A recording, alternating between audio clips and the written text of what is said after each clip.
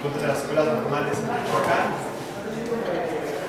Fueron todas las escuelas normales rurales de ese estado, pues hasta la FAS, por la Policía Federal, la Policía Municipal, Estatal, etc., por el gobierno del PRI y por el gobierno federal.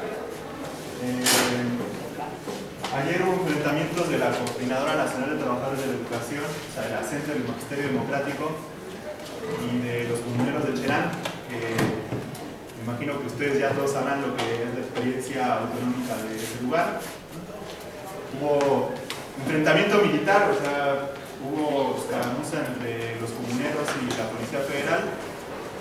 Hay 176 presos, estudiantes, entre hombres y mujeres. Entiendo que el día de ayer fueron liberadas 30 mujeres, estudiantes. Y bueno, toda esta información es porque el día de hoy se está realizando un meeting al mediodía en las oficinas centrales del PRI.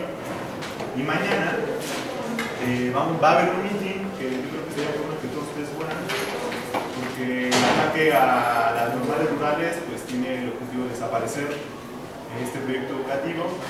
El gobierno federal, el gobierno estatal y el Esther Gordillo, el Sindicato Nacional de Trabajadores de la Educación, ¿no? La burocracia sindical, pues. Esto será el día de mañana a las 4 de la tarde en la representación del Estado de Michoacán. Ahorita vamos a pasar una hoja de correos para que podamos enviar a la noche del día de hoy la invitación precisa para que puedan acompañarnos. El día de ayer hubo también una acción aquí en el área metropolitana. Igualmente la representación estatal se cerró la avenida Insurgentes. El estudiantado que está en huelga de la Universidad Autónoma de la Ciudad de México fue quien encabezó la acción junto con estudiantes del movimiento Yo Soy 132. Bueno, este ciclo, esa es la información, digo, para que estén al pendientes. También en días pasados hubo una represión muy dura para los estudiantes del Politécnico Nacional, que también están en paro. Entonces, pues es una información que yo creo que a ustedes que les interesan las ideas marxistas, pues es importante para que tenemos de solidaridad a ese sector del estudiantado. Pues bueno, mi nombre es Sergio. Vamos a este proyecto de la Cátedra Libre Karl Marx. Lo empezamos hace ya 9 años. Tiene 9 años consecutivos haciéndose en esta facultad, con el objetivo de traer las ideas marxistas a la universidad, porque, pues, como ustedes saben, en los años 90, con la ofensiva neoliberal, con el ascenso de Reagan, de Thatcher, las ideas marxistas fueron pues, prácticamente expulsadas de las universidades, con esta ofensiva ideológica, ¿no? De tipo moderna, conservadora, donde se encontraba al fin de la historia, y aquellos intelectuales marxistas que permanecieron en la universidad pues quitaron todo el filo crítico revolucionario, ¿no? Se acomodaron en las aulas, en los institutos de investigación, en un marxismo de tipo occidental, como lo llamaba Perry Anderson, ¿no? O sea, preocupaciones que son fundamentalmente de la historia, de la filosofía, de la estética, de la cultura, que no es que no nos gusten, ¿no? No es que no nos guste la escuela de Frankfurt y todo eso, sino que más bien para nosotros es muy importante regresar a un marxismo que es el marxismo, el ciclo de este ciclo se llama la actualidad del marxismo revolucionario del siglo XX, convergencias y divergencias, porque nos parece muy importante regresar a un marxismo que es el marxismo del siglo XX, el marxismo cuya preocupación central, cuyo eje medular de preocupación pues son las cuestiones de la revolución. O sea, esa es un poco la hipótesis que nosotros queremos plantear el día de hoy, que el marxismo que ha estado instalado en las universidades, ¿no? Por ejemplo, en esta facultad un marxista ilustre fue Adolfo Sánchez Vázquez, pues sus preocupaciones fueron fundamentalmente filosóficas. O el recién fallecido Bolívar Echeverría, pues también sus preocupaciones fueron en el terreno de la cultura, ¿no? El tema del mestizaje, del etos barroco, etc. Y hay un marxismo que en los años 90 fue olvidado y que nosotros creemos que tiene que regresar a las aulas, tiene que regresar a los espacios, a los oídos de la juventud, que es el marxismo de Lenin, de Rosa Luxemburgo, de León Trotsky, de Antonio Gramsci, fundamentalmente porque estamos preocupados por un nuevo efecto de época, ¿no? Entonces yo quería iniciar en primer lugar con 4 temas. ¿Por qué es actual el marxismo del siglo XX? 2. ¿Qué es el marxismo del siglo XX? O sea, ¿a qué llamamos nosotros marxismo del siglo XX? Que es el marxismo con preponderancia de tipo estratégica. 3. El pensamiento de Rosa Luxemburgo, la lucha contra el reformismo. Y 4, el problema de la teoría de las dos conciencias en la teoría de Lenin del qué hacer. Entonces, no sé si algunos antes se habían inscrito por correo electrónico. Mandamos 2 textos que no es necesario, no es obligatorio que se hayan leído. Enviamos por correo electrónico el texto de Rosa Luxemburgo que se llama Reforma Social o Revolución, que fue escrito a finales del siglo XIX, inicios del siglo XX, y El quehacer de Lenin, que es un texto que escribió en 1903, la polémica vertiginosa de los revolucionarios rusos antes de la revolución de 1905. Entonces, bueno, empezamos. No sé si alguno lo pudo leer, los textos para saber más o menos. ¿Alguien mandó un correo de información? No, ¿verdad? No importa, vamos a empezar como si nadie hubiera dicho. ¿Por qué creemos que es importante regresar al marxismo del siglo XX? En primer lugar, porque la situación a nivel internacional nos hace pensar que es necesario que regrese el marxismo cuya preponderancia es estratégica. Yo creo que todos ustedes, como parte de una nueva generación, de una nueva juventud, se han estado dando cuenta que el mundo está sufriendo cambios vertiginosos, ¿no? Con el año 2008, que es el inicio, el estallido de la gran crisis económica internacional, con la caída de los grandes bancos de inversión, Lehman Brothers, etc., en Estados Unidos, abrió un nuevo periodo histórico que para nosotros es el fin de un periodo de restauración, de una oleada conservadora que comenzó con la ofensiva neoliberal. Con este fenómeno de crisis internacional, en donde todas las potencias en algún sentido están sufriendo los efectos de la crisis, ¿no?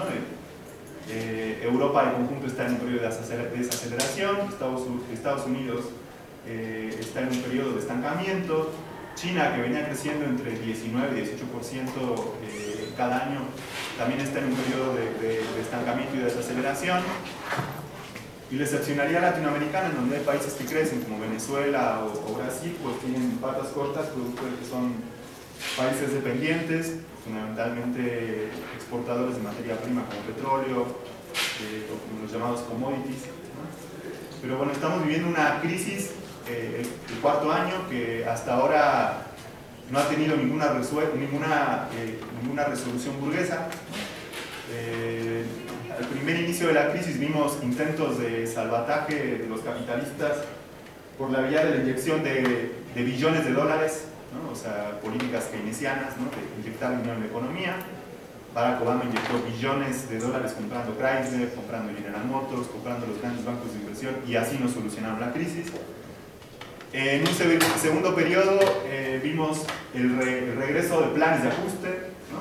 Como los que ha vivido Grecia, que ya son 6 los planes de ajuste, de aumento de impuestos, de ataque a las conquistas sociales, de ataque a todas las conquistas laborales como la sindicalización, la jornada de trabajo, la hora de jornada, el salario, pero tampoco con esta ofensiva a escala planetaria de ajustes en el gasto social se ha logrado resolver la crisis económica. Muy al contrario.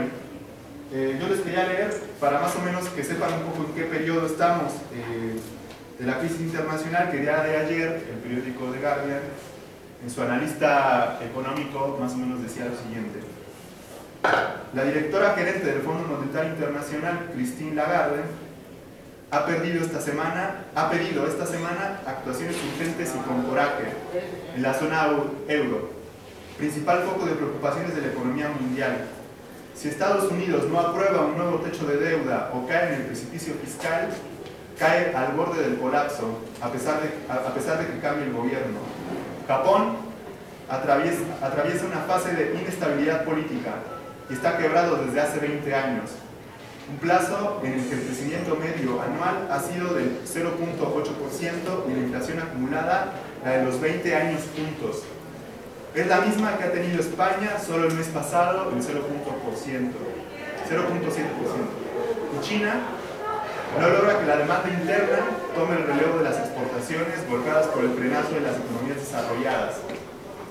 Con ese panorama, en las tres principales economías mundiales, no es de extrañar que el Fondo Monetario Internacional concluya que los riesgos de un avance de una grave desaceleración mundial son alarmantemente altos. Esto no lo decimos los marxistas, lo dicen los economistas burgueses que ya están alarmados por el problema de la crisis económica internacional. Pero a la par que esta nueva crisis por lo menos desmiente las teorías de los años 90, donde Fukuyama y muchos otros intelectuales burgueses neoliberales dijeron que se acaba la historia, ha despertado un nuevo fenómeno de reanimamiento de la lucha de clases que no tiene ninguna comparación con los fenómenos de resistencia que vivimos en los años 90. En los años 90 lo único que pudimos ver, bueno, los que vivíamos en los años 90, yo todavía no despertaba la vida política, pues los años 90 fueron los años de los foros sociales mundiales, de la insurgencia zapatista en el 94, de pequeños fenómenos de huelga, como el caso de Francia en el año 95, que fue una huelga de 3 semanas de los trabajadores públicos, alguna que otra rebelión o revuelta en América Latina, como en Ecuador, las llamadas revoluciones ciudadanas, pero en el 2008 la cosa cambió bruscamente y estamos viendo pues fenómenos absolutamente nuevos, novedosos, mucho más potentes desde el punto de vista de la resistencia y la lucha de clases, ¿no? Yo creo que el ejemplo más claro de este nuevo cambio pues es lo que vivimos en el enero del año 2011 con las revoluciones en el mundo árabe, que yo no sé si ustedes están conscientes un poco de eso, pero había aproximadamente 30 años sin revolución en el mundo. La última revolución que pudimos haber visto fue la revolución en Polonia, ¿no? Una revolución obrera en contra del gobierno stalinista de ese lugar, y ahora estamos viendo fenómenos, por lo menos a inicios del año 2011, con la primavera tunecina, la primavera árabe, en donde una huelga general que habían dicho que se habían acabado las huelgas, se había acabado la clase obrera, se habían acabado los métodos de la lucha de clases. Pues en Túnez, la Central General de Trabajadores Tunecinos, la Unión General de Trabajadores Tunecinos, la UGTT, en una impresionante huelga general, en enero derribó a un gobierno, a una dictadura odiada en la región. Después vimos también la revolución en Egipto, el proceso revolucionario egipcio, donde los trabajadores del canal de Suez hicieron una huelga general para que cayera la odiada dictadura de Mubarak. Y también, así como yo les leía la editorial de The Guardian, el día de ayer, en la editorial del periódico francés Libération, da cuenta de este nuevo cambio de época. Porque a nosotros nos interesa que quede muy claro que nosotros queremos estudiar este marxismo no por un afán académico, sino porque creemos que tiene pertinencia por los nuevos fenómenos de la lucha de clases y los que vienen. Entonces, la editorial de Le Monde, perdón, la Liberación de Le Monde el día de ayer, su título era "La crisis provoca alarmantemente nuevas crisis sociales". Entonces quería citarla porque a mí me parece muy sintomático del nuevo cambio de época que estamos viviendo. Decenas de edificios incendiados en el mundo árabe por la aparición de una película con tanta furia en el mes de septiembre. ¿Ustedes se acuerdan que se presentó una película anti-islámica, ¿no? que criticaba a la doctrina de Mahoma, y en todo el mundo árabe empezó a haber incendios de todas las embajadas de Estados Unidos, en Libia, en Túnez, en Egipto, en Siria? Y dice: esta jornada de acciones de rabia árabe culminó el día de ayer con el asesinato del embajador norteamericano en Libia, Christopher Stevens, esto en Benghazi, después de que había habido guerra civil y entró la OTAN para supuestamente, en una ayuda humanitaria, terminar con la guerra civil. Esta es una imagen que el mundo no va a olvidar. la crisis está causando una arritmia, un caos. Acciones globales de resistencia a la crisis. El día de antier, de forma espontánea, por redes sociales, los jóvenes del Ocupa Wall Street, los indignados, incluso el IOSO 132 en México organizaron una acción que se llamaba Global Noise. No sé si vieron en la jornada, pero se hizo una acción global en contra de los efectos de la crisis. En Italia, en Portugal, se hicieron acciones, pero que fueron completamente espontáneas. Digo, son redes sociales, hay cierta conciencia, pero hay ira pues, de la crisis que está causando los efectos de la crisis económica. Levantamientos armados, como en Nigeria, con el grupo Boko Haram, ¿no? Que es un grupo islámico, fundamentalista, que busca la lucha por la separación de Nigeria. La imagen de la primera huelga en la firma Apple, ¿no? Que siempre, o sea, en la teoría, cuando ustedes van a la Facultad de Economía se dice que hay una nueva tecnología, que es la tecnología de la computación, en donde estamos en una nueva época del capitalismo, pero cuando se inauguró, cuando se presentó el nuevo iPhone, el iPhone 7 o 8, la verdad no sé porque yo no uso los iPhone, se hizo una huelga porque los trabajadores estaban en contra de que se les aumentaba el ritmo de trabajo para que saliera lo más rápido posible este nuevo aparatejo, ¿no? El pasado 13 de octubre esta huelga, la empresa más importante del planeta del consumo en los últimos años, es simbólica tras la caída tras la salida del nuevo iPhone. Es una imagen, dice Le Monde, que señala nuevas crisis sociales que se avecinan. La situación, pues, en estos 4 años, en esta misma editorial que el día de ayer señala que por lo menos en 4 años de crisis ha habido 2 procesos revolucionarios como en Túnez y Egipto, más de 40 huelgas generales en todo el mundo que recorren lugares como Francia, en donde no había habido movilizaciones obreras desde hacía 10 años, Inglaterra,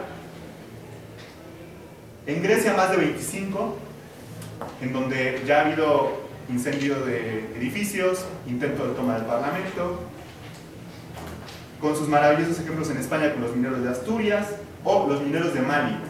En África hubo una importantísima huelga de los mineros después de una masacre que no sé si ustedes pudieron verla, pero que fue el regreso de las imágenes de los trabajadores tomando las fábricas, ¿no? 2 nuevas aventuras bélicas con cobertura humanitaria de la OTAN y de la ONU en Libia y en Siria, y fenómenos derechistas de gran envergadura. En las últimas elecciones en Bélgica, la alianza neoflamenca, de corte derechista y separatista, acaba de sacar grandes votaciones, lo cual expresa una derechización de algunos lugares de Europa. En Hungría, donde el gobierno neoconservador, fascista, llegó al poder, o en Grecia, donde producto de la polarización social de las huelgas generales y de los efectos de la crisis, ha surgido un nuevo partido que se llama Amanecer Dorado, que es un grupo fascista, que tiene grupos paramilitares que atacan a la población magrebí, africana, dentro de Grecia. Pero no solo es eso, el día de ayer, digo, si uno leyera las notas todos los días probablemente podría alarmarse, por lo menos de que hay fenómenos que nos hacen pensar que la situación está cambiando bruscamente.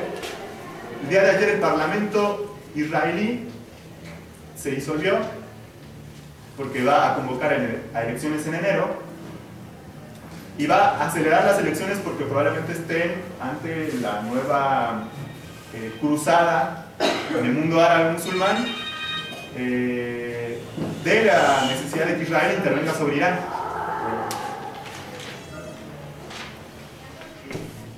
La campaña de Netanyahu para su elección, o sea, del gobierno sionista, es la necesidad de la defensa militar de Israel por sobre Irán.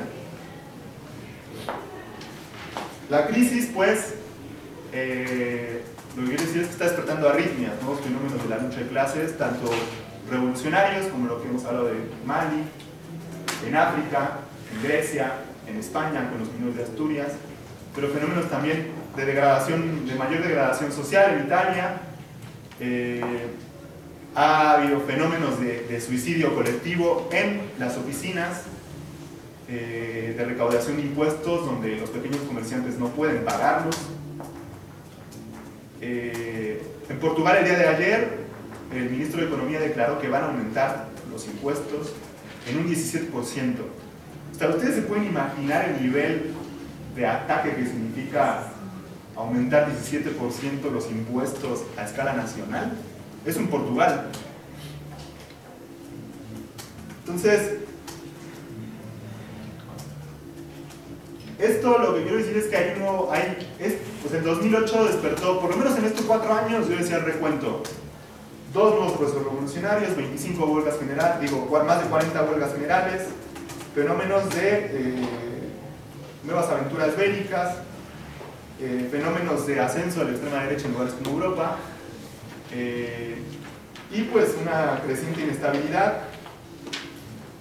Otro fenómeno reaccionario que por ejemplo pasó hace poco fue una terrible masacre en el municipio de Totonacán, en Guatemala, donde fueron asesinados 300 indígenas que defendían la tierra comunal en Guatemala, y se acaban de instalar 3 bases militares en Guatemala en la frontera con México, por la llamada guerra contra el narco.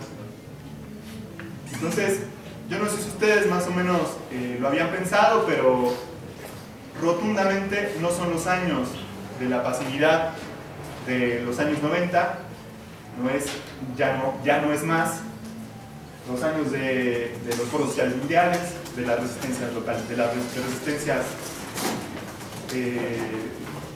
desfocalizadas. Ya no sirve pensar nada más la resistencia en términos de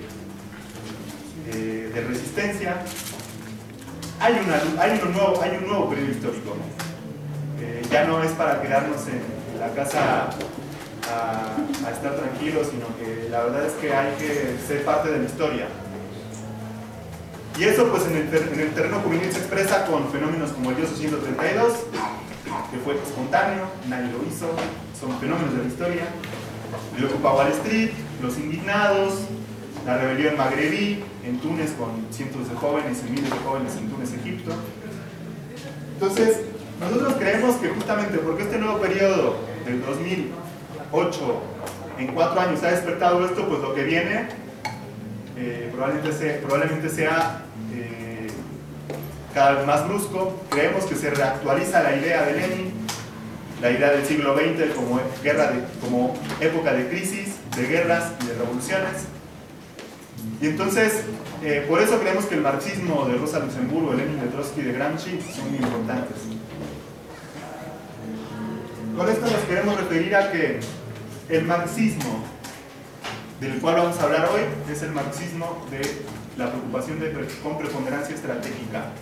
Si ustedes leen la obra de Rosa Luxemburgo, la obra de Lenin, la obra de Trotsky, la obra de Gramsci, su preocupación central son los problemas de la insurrección como arte, de la táctica y la estrategia en la época imperialista. Y creemos que ese marxismo hoy tiene mucha vigencia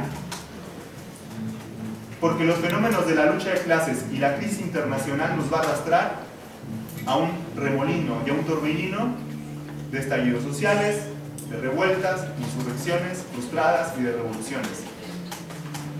Y ante ese fenómeno, pues no cabe la menor duda de que si no nos preparamos con teoría revolucionaria, será poco probable que podamos vencer. Entonces es un poco mi hipótesis. Entonces, nosotros como organización, como LTS y como agrupación contracorriente por una juventud anticapitalista, socialista y revolucionaria, queremos traer a colación esto.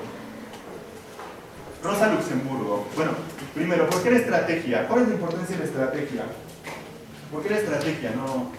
Creemos que es muy parecido esta época a la época del siglo XX. En el siglo XX, como decía el recién fallecido Hobsbawm, era el marxismo, era la época del llamado siglo corto, que empezó con la guerra de 1914 y terminó con la guerra de 1945. Y en ese interregno, en términos históricos, vimos absolutamente todo. Fue el llamado siglo de la discrepancia. Hobsbawm decía eso, aunque fuera un historiador estalinista, decía que el siglo XX era el siglo de la guerra, de la crisis y de la revolución. Del 14 al 45 vimos La guerra imperialista, la revolución rusa, la revolución china, la guerra civil en España, el ascenso del fascismo, la catástrofe bélica de la Segunda Guerra Mundial, con su cuota de sangre, ¿no? Los campos de concentración en Auschwitz, las masacres étnicas como en Armenia, como la población palestina, el crecimiento del Estado sionista de Israel en contra de toda la población musulmana. Y ahora con el 2008, por lo menos en 4 años, hemos visto dos procesos revolucionarios, 2 intervenciones militares en términos humanitarios y 45 huelgas generales. Entonces, en términos de comparación, probablemente estemos en el inicio de un nuevo regreso del siglo XX con sus tendencias de arritmias, de cambios bruscos, y eso es un poco por lo que pensamos que es necesario regresar al marxismo del siglo XX, ¿no? Trotsky, que tenía un texto que se llamaba el Stalin, el gran organizador de derrotas, decía en el prólogo que se llama La estrategia y la táctica en la época imperialista, la importancia que tienen las cuestiones de estrategia o del marxismo de tipo estratégico en la época llamada imperialista. Y dice, lo voy a citar en largo, entonces no se me... La estrategia y la táctica en la época imperialista. Hay en el fondo del carácter explosivo de la nueva época, con sus bruscas alternativas de flujos y reflujos políticos, con sus espasmos continuos de lucha de clases entre el fascismo y el comunismo, el hecho de que, históricamente, el sistema capitalista mundial está agotado. Ya no se es capaz de progresar en bloque. En la época actual, para la cual está establecido el programa, el desarrollo general del capitalismo se encuentra ante barreras infranqueables, hechas de contradicciones, entre las cuales este desarrollo conoce curiosos remolinos. Esto justamente da a la época un carácter de revolución y a la revolución un carácter de permanente. El carácter revolucionario de la época no consiste en que permite realizar la revolución, es decir, apoderarse del poder a cada momento, sino en sus profundas y bruscas oscilaciones, en sus transiciones frecuentes y brutales que la hacen pasar de una situación directamente revolucionaria a una no revolucionaria. De ahí que el marxismo, con preponderancia estratégica, considera que las cuestiones de la insurrección, de la huelga general, de la espontaneidad de la lucha revolucionaria, de la guerra civil, del parlamentarismo, del combate en la lucha de clases, de la huelga general insurreccional, de la organización revolucionaria y la espontaneidad, es decir, de la táctica y estrategia en la época imperialista, son las principales cuestiones del marxismo. Entonces, a diferencia del marxismo de las academias, que abrevan de un marxismo que surgió en la época de derrota, ¿no? El marxismo llamado occidental, como Lukács, como Adorno, como Benjamin, como Horkheimer, que les enseñan todas las facultades. Nosotros queremos hablar del marxismo con preponderancia estratégica, del marxismo que surge, cuyos principales exponentes son Lenin, son Trotsky, son Rosa Luxemburgo, son Antonio Gramsci y los primeros 4 congresos de la Internacional Comunista, que también están disponibles en libros. Estas discusiones son verdaderamente apasionantes porque están los problemas sustanciales sobre el problema de la revolución en nuestro tiempo. Entonces, bueno, ya justificada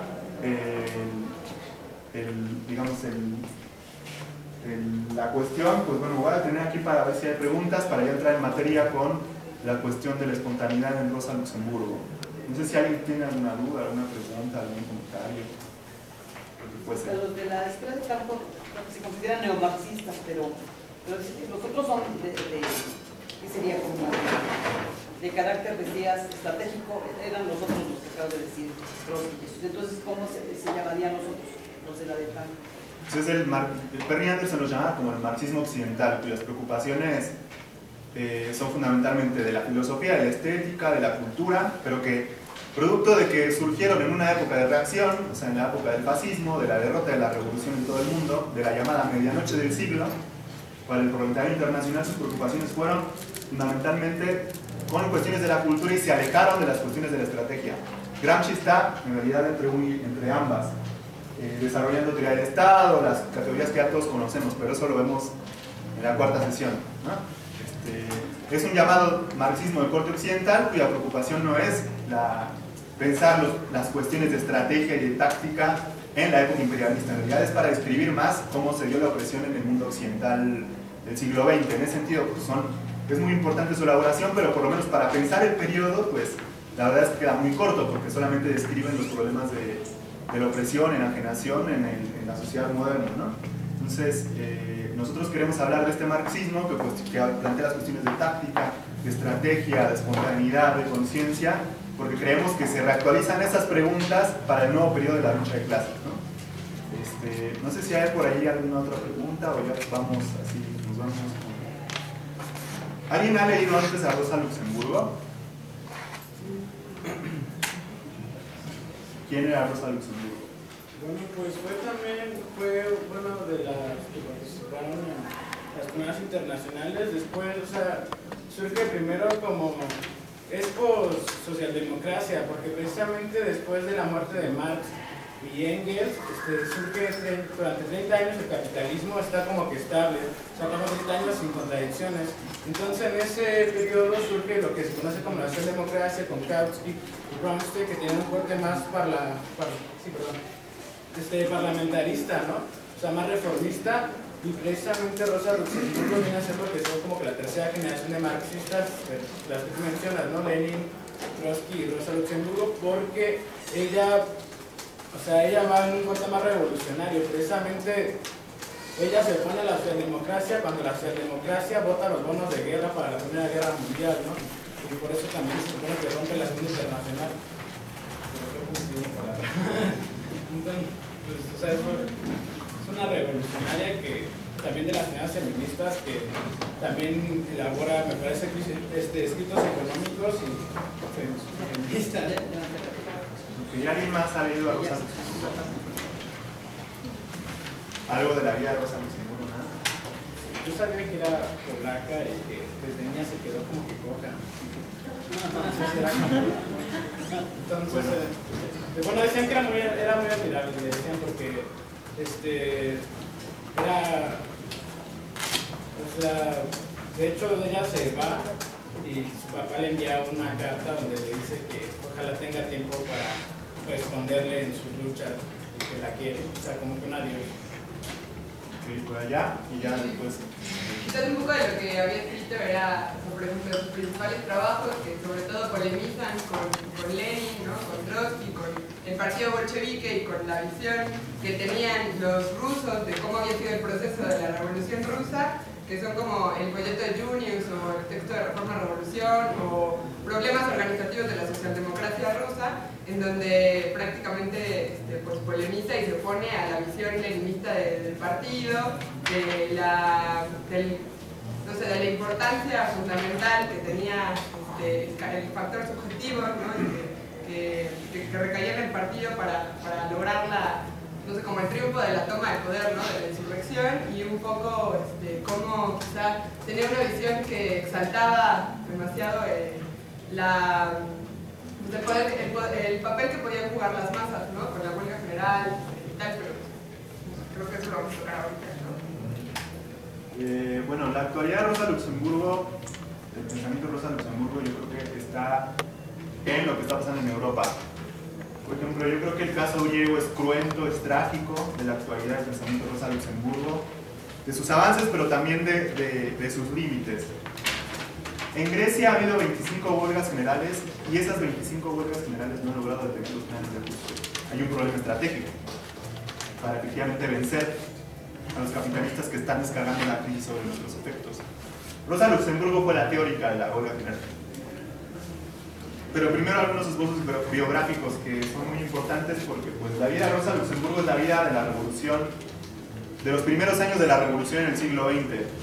Efectivamente, Rosa Luxemburgo era una mujer con la debilidad física que planteaba el compañero Francisco, polaca, parte de una nacionalidad oprimida de Rusia, judía,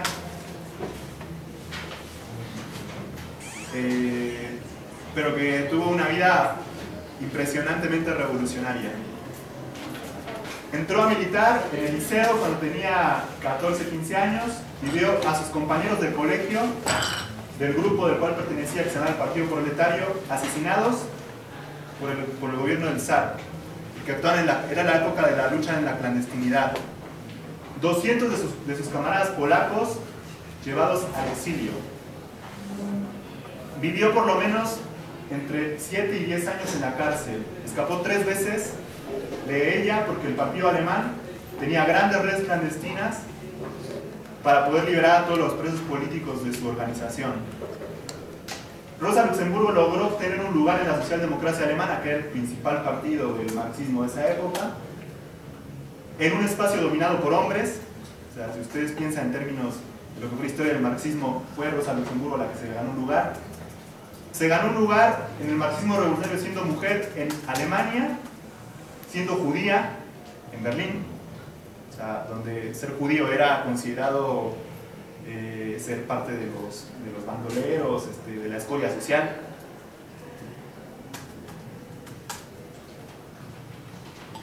Entró a militar, les digo, entre 14 y 15 años en Polonia, vivió, ahí comenzó a dirigir el Partido Proletario, dirigiendo muchas huelgas, participando de la socialdemocracia rusa. Muy prontamente llevada al exilio en Zúrich, pero antes militó mucho tiempo en Varsovia. En la cárcel estudiaba economía política.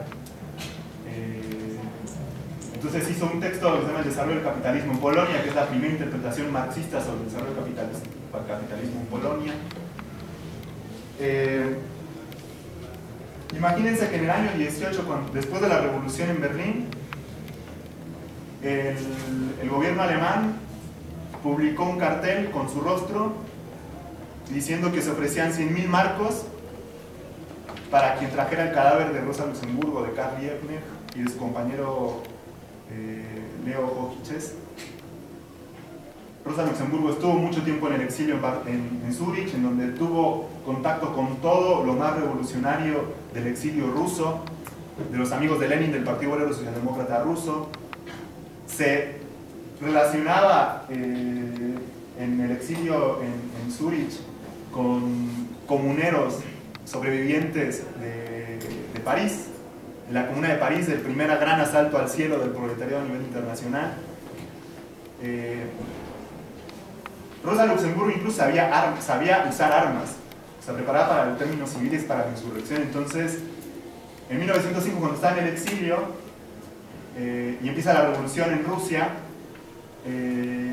consigue un pasaporte falso de sus camaradas alemanes y viaja en un tren que iba a llevar a la soldadesca alemana para reprimir el levantamiento de Polonia en la clandestinidad, y dirige de forma militar la insurrección de los obreros polacos en 1905. Sobrevive de algún modo, vive en la clandestinidad, por lo menos en la Revolución de Noviembre. Le toca vivir la Revolución del 17 en la cárcel. Por eso el documento de polémica con la Revolución Rusa tiene esas imprecisiones, porque le toca vivir en la cárcel, le toca vivirse en la prisión. Era una brillante intelectual marxista, entonces se encargaba de hacer los cursos de economía política de la socialdemocracia alemana. Entonces ella tiene un documento que se llama La acumulación del capital y la introducción a la economía política, en donde se encargaba de hacer cuadros, se encargaba de hacer cursos de formación para los trabajadores y para los cuadros del Partido Obrero Socialdemócrata Alemán. Y dicen que era una brillante oradora, ¿no? Entonces hay 3 biografías, una pequeña de Clara Zetkin, una de un intelectual marxista inglés que se llama Tony Cliff, y otra de Paul Freud, que es la que yo recomiendo, que es la que está mejor documentada, es uno de sus camaradas. Por ejemplo, cuenta cómo Rosa Luxemburgo daba los discursos en alemán y en yiddish para la población judía, y además los obreros alemanes y judíos, cuando terminaban los discursos, les llevaban ramos de flores, porque era brillante su exposición de discursos. ¿Por qué de Luxemburgo no nació? Así, fue como un apellido sobrepuesto. Yo entiendo que su apellido natal, pues. Le decían Rosa la Roja, en realidad, dentro de su partido. Era una brillante oradora, una brillante polemista. En los Gaceta de la Socialdemocracia Alemana, Rosa Luxemburgo fue la primera que debatió en contra de Kautsky, en contra de Bernstein. Pero bueno, de conjunto la vida de Rosa Luxemburgo es la vida del inicio de la revolución del siglo XX. Entonces, cuando el gobierno alemán saca el cartel para asesinarla en cartel en donde se pedían 100 marcos, fue asesinada en un auto. 19, después del fracaso de la rebelión espartaquista, que fue una especie de común en Berlín. Entonces, esa es un poco la vida de Rosa Luxemburgo. Ahora, ya vamos, esa es la vida para que la conozcan, es algo elemental. Ahora, en las ideas. Del marxismo de Rosa Luxemburgo se pueden destacar tres cuestiones. Uno, lo económico, una visión catastrofista de la economía, que puede leerse en su texto La acumulación del capital, que es un texto que intenta completar las teorías de plusvalía de Carlos Marx, del tercer tomo al Capital, en donde esas teorías han sido rescatadas incluso por economistas actuales, ¿no? Por ejemplo, no sé si hay gente de economía, pero si se ha leído a David Harvey, no se puede entender los textos de David Harvey de la acumulación por desposesión sin la obra de Rosa Luxemburgo.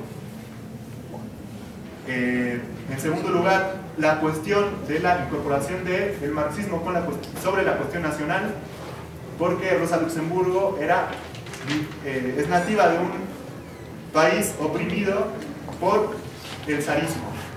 Es decir, hizo textos que elaboró textos que aportaban a la cuestión del tema nacional desde el marxismo. Aunque Lenin dice que se equivocó, bueno, pero aún así aportó, y efectivamente se equivocó, pues, pero aportó en términos de la discusión nacional. Yo menciono los temas claves para que ustedes los estudien. Y la cuestión tercera, que es el problema de la huelga general y la espontaneidad desde el punto de vista del movimiento revolucionario, que es lo que vamos a desarrollar ahora. El Partido Obrero Socialdemócrata Alemán, donde militaba Rosa Luxemburgo, era el principal partido marxista de toda, pues yo creo que de toda la Segunda Internacional en inicios del siglo XX. Era un partido que dirigía grandes sindicatos, que tenía decenas de periódicos, que tenía grandes intelectuales y revistas de debate intelectual, ¿no? El Borwart, no sé si pasa,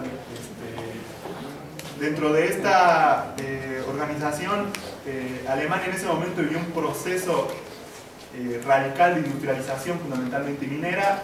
Berlín, para inicio del siglo XX, se convertía en la segunda metrópoli del mundo y sufría una transformación radical en términos económicos. Surge un proletariado muy poderoso. Lenin decía que el proletariado alemán era el proletariado más vigoroso de toda Europa, de todo Occidente. Y es en Alemania en donde comienzan los debates de corte, como les decía, estratégicos, sobre el problema de la táctica y la estrategia de los imperialistas. Este marxismo de Rosa Luxemburgo y de otros incorporarán las categorías de tipo militar al marxismo, y serán los primeros que incorporen las categorías de tipo militar. El primero que incorpora las categorías de tipo militar como táctica y estrategia será, como decía Francisco, el compañero Francisco, un marxista alemán llamado Karl Kautsky, que planteaba la hipótesis de que la revolución en Occidente iba a ser solamente por medio de la estrategia de desgaste. Yo creo que es muy importante para pensar, por ejemplo, los problemas actuales del periodo, ¿no? Por ejemplo, en Grecia, hoy, en el periodo de huelgas generales, el Partido Comunista Griego, el KKE, a la vez que impulsa las huelgas generales, considera que la única forma de cambiar radicalmente la situación social del país es logrando conquistar de forma gradual el Parlamento. Es decir, luchar y votar por el Partido Comunista en Grecia. Karl Kautsky, que era un marxista al cual Rosa Luxemburgo se va a enfrentar, planteaba la hipótesis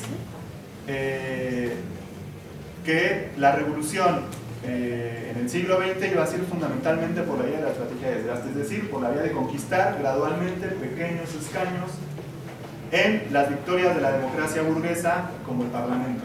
Entonces, organizaron a la socialdemocracia alemana, al partido alemán, para ser un partido que brillantemente hiciera grandes campañas electorales, conquistar gradualmente el Parlamento.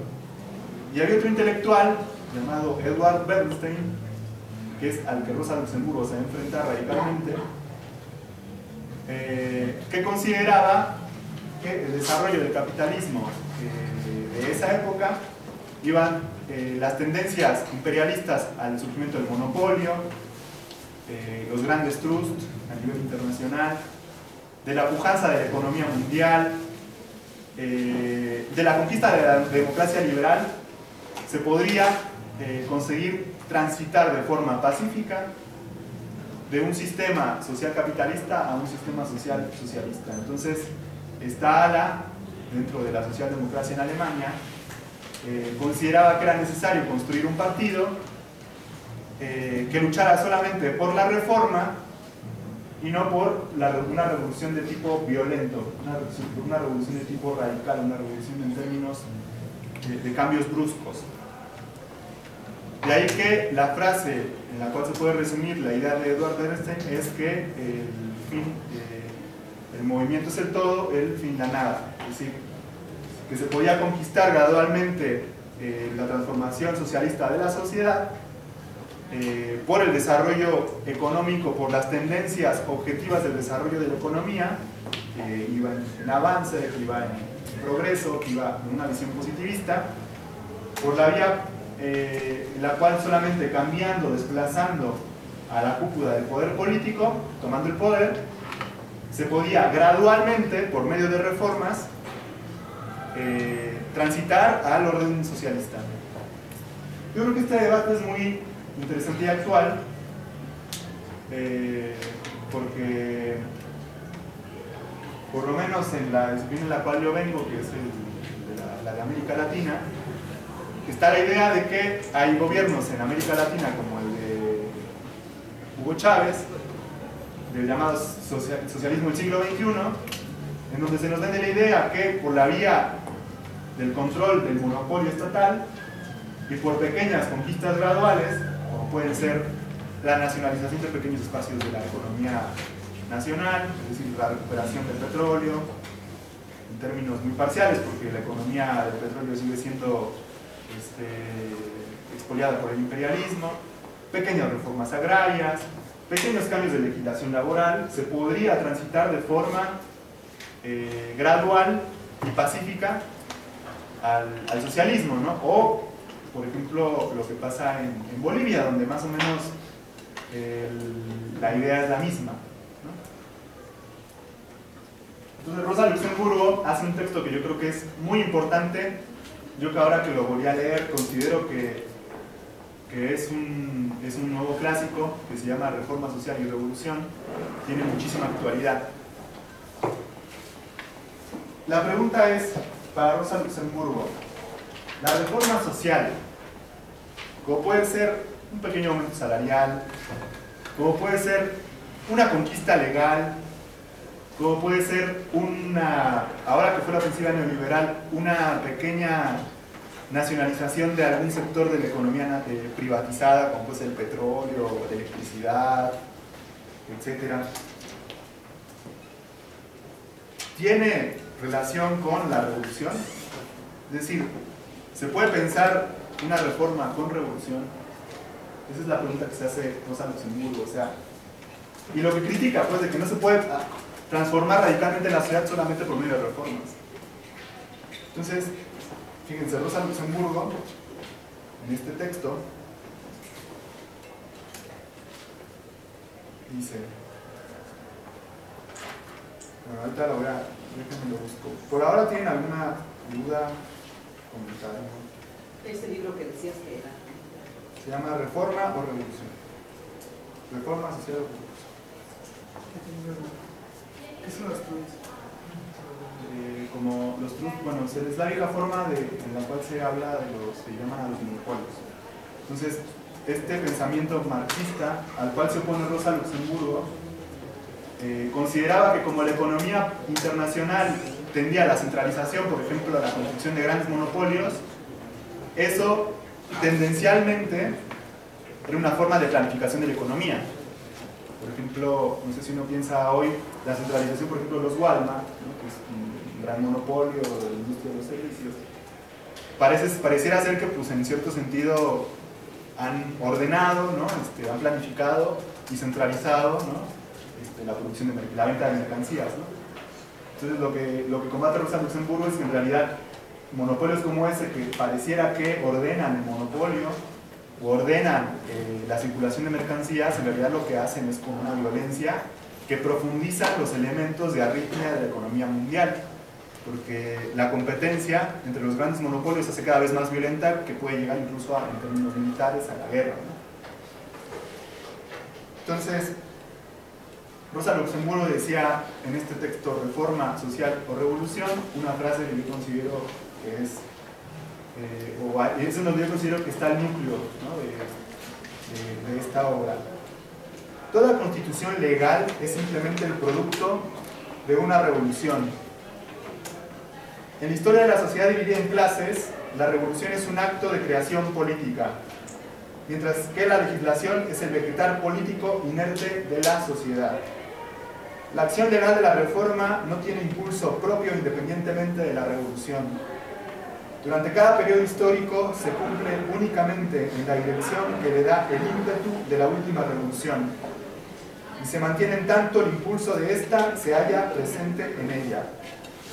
Concretando, en cada periodo histórico la tarea de las reformas se cumple únicamente en el marco de la forma social, creado por la última revolución. Este es el núcleo de la cuestión. Es completamente falso y contrario a la historia representarse la acción legal de la reforma como una revolución extendida y la revolución como una reforma concentrada. Una revolución social y una reforma legislativa son dos diferentes dimensiones, no por duración, sino por su esencia. El secreto del cambio histórico mediante la utilización del poder político reside precisamente en la conversión de las modificaciones simplemente cuantitativas en una cualidad. O, para decirlo más concretamente, en la transición de un periodo histórico de una forma de sociedad a otra. Es por esto que, esto es lo que es realmente importante, quienes se pronuncian a favor del camino de las reformas legislativas en lugar de, y en contraposición a, la conquista del poder político y de la revolución social, no están realmente eligiendo un camino más calmo, seguro y lento hacia la misma meta, sino una meta distinta. En lugar de dirigirse al establecimiento de una nueva sociedad, se dirigen simplemente hacia modificaciones inesenciales, cuantitativas de la existente. Si seguimos las concepciones políticas del revisionismo, es decir, las de Edward Bernstein, las del reformismo, llegamos a la conclusión que se alcanza cuando seguimos sus teorías económicas. No se encaminan a la realización del orden socialista, sino a la reforma del capitalista.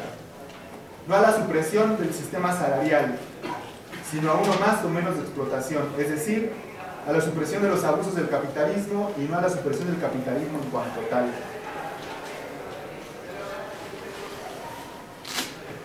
Esta es más o menos una de las tesis claves fundamentales de la reforma social o revolución. La crítica de que se puede cambiar, se puede transformar radicalmente la sociedad capitalista por medio de reformas en contraposición al cambio violento y al cambio revolucionario por medio de la lucha de clases. Que en ese momento era muy importante y actualmente también es muy importante, salvo que ustedes consideren lo contrario, porque lugares como Grecia, como Túnez, como Egipto, como el Estado español, en donde la lucha de clases ha avanzado, son los debates estratégicos actuales. Incluso en el movimiento de 132 hoy también, donde hay algunos en donde consideran que hay que, pareciera que es muy importante pelear por reformas legislativas, por reformas en el terreno del Estado burgués. Y aquellos que consideran que la única forma de cambiar de raíz el sistema de opresión y explotación capitalista es por medio de una revolución social violenta, en donde la clase trabajadora encabece de forma revolucionaria la lucha, ¿no? Y Rosa Luxemburgo, en esta polémica con Edward Bernstein, da inicio a la idea de que la única forma en la cual los explotados y oprimidos pueden defender radicalmente sus conquistas o luchar por las revoluciones por medio de la huelga general, que es a lo que vamos. Del 2008 ahora, lo que les decía es que hay 45 huelgas generales. La tendencia a la huelga general regresó, es más actual que nunca, ¿no? O sea, ha vuelto. Incluso en México se dice, bueno, con contra el regreso para parar la imposición de Enrique Peña Nieto, se dice que impulsar la huelga general, ¿no? El paro nacional. Pero ¿qué es eso de huelga general? ¿De dónde viene? ¿Cuál es su origen? La huelga general dentro del marxismo la teoriza Rosa Luxemburgo, producto de una discusión que viene en el Partido Socialdemócrata Alemán, por lo que empezó a pasar en Bélgica a inicios del siglo XX, fundamentalmente en 1903, y después con las grandes huelgas rusas en 1905. Era el momento en el cual los revolucionarios en el siglo XX se preocupaban sobre cuál era el mejor método para efectivamente pelear en contra del Estado burgués. En 1903 surge un impresionante proceso espontáneo de huelgas, donde se paraliza la producción por el derecho al sufragio, por el derecho al voto en Bélgica. Y comienza en el Partido Socialdemócrata Alemán una discusión si la huelga y la lucha de barricadas, la lucha en las calles, es el mejor método para crear una nueva sociedad distinta. O sea, a ese nivel estamos discutiendo. Entonces, hay un texto de Federico Engels que es el prólogo a la lucha de clase en Francia, que es el llamado Testamento de Engels, que fue un texto que hizo para un momento muy específico para la socialdemocracia alemana, que tenía que ver con la conquista del voto, en donde plantea la hipótesis que las revoluciones en el siglo XIX podrían ser como la de la Comuna de París. ¿Y cómo fue la insurrección de la Comuna de París? La lucha de barricadas, la toma de las fábricas, el control territorial de las ciudades por medio de la paralización de las ciudades, por medio del control de las calles, ¿no? Como se decía en los 60s, que era cerrar las calles para abrir el camino. Para Engels ese era el método del siglo XIX, para ese prólogo de Engels, en realidad es un prólogo... un poquito lo de la Comuna de París. Ok. Sí, La Comuna de París fue la primera insurrección proletaria en toda la historia, en donde los obreros franceses literalmente toman el poder por asalto en toda una ciudad, construyen un gobierno de tipo distinto al gobierno burgués, que el gobierno de la toma territorial de todo París, el control de la producción capitalista, ¿no? O sea, la toma de las fábricas, de la disolución del parlamento burgués y la construcción de un tipo de poder distinto, que era con representantes políticos delegados que eran rotativos, ya irrevocables, que tenían un salario, o que se votaron la ley de los salarios, que era que todo obrero ganaba lo mismo, aunque fuese el representante político de la Comuna de París, en donde se disolvió a las fuerzas represivas del Estado, y la Comuna de París es como el modelo, digamos, ¿no? De un Estado de tipo distinto al Estado burgués, en términos muy generales, muy al pasar. Está el libro de Luis Michel para que se pueda leer lo que fue la Comuna de París. Entonces, se pensaba para esa época en Alemania que esa lucha de la Comuna de París era la lucha del siglo XIX, en el momento de un proletariado todavía no desarrollado industrialmente a escala nacional, que producto del desarrollo del capitalismo se habían construido parlamentos, se habían construido instituciones, se había construido un Estado moderno, y que era muy poco probable o imposible transformar radicalmente la sociedad por medio del método de la lucha de barricadas. Esta era la hipótesis de la socialdemocracia alemana, sobre la base de un testamento de Engels, que es un texto de introducción a la lucha de clase en Francia, que además, pues bueno, fue, ¿cómo se puede decir?, cortado por Kautsky para justificar su estrategia política, de hecho. Eso lo cuenta Paul Froelich en la biografía de Rosa Luxemburgo. No eran las ideas de Engels, en realidad fueron mutiladas por Karl Kautsky. Esta era un poco la idea general de cómo se tenía que luchar por el poder político en Alemania. Pero vienen las huelgas salvajes en Oriente, no en Occidente, en Oriente, en Bélgica, en Rusia, 1905. 1905, poderosas huelgas en toda Rusia, donde los obreros, en vez de pelear por democracia liberal o por conquistar